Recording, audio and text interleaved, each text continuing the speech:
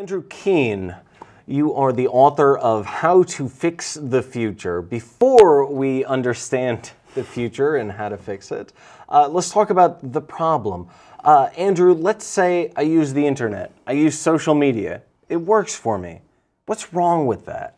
No, there's nothing wrong with that. That's not the problem with the future. The problem with the digital revolution is it's disappointing us. We were promised more equality, more opportunity, more transparency, and actually what we're seeing is a more opaque culture, surveillance capitalism, inequality, looming threat of long-term technological unemployment, and a cultural crisis of narcissism and inanity.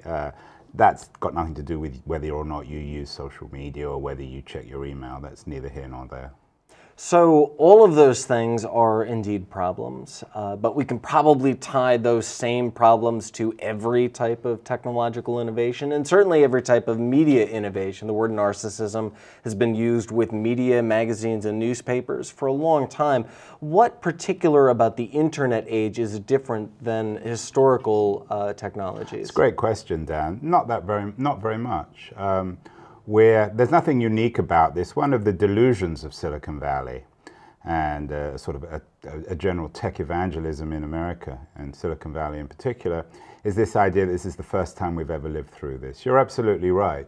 This is a massive revolution, but it's happened before in human history. It certainly happened in the industrial age.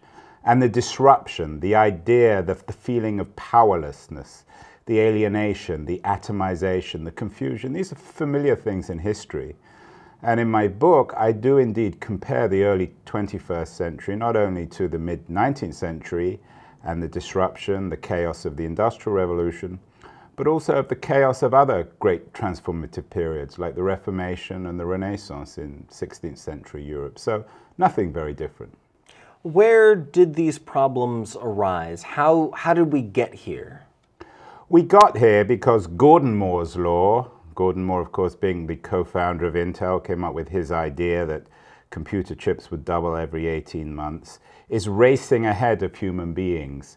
It's happening faster around us, and we don't have the time to adapt. So we're feeling sort of vertiginous. We're feeling dizzy in a time of dramatic change. We're not able to keep up with the technology or the companies that are changing the world.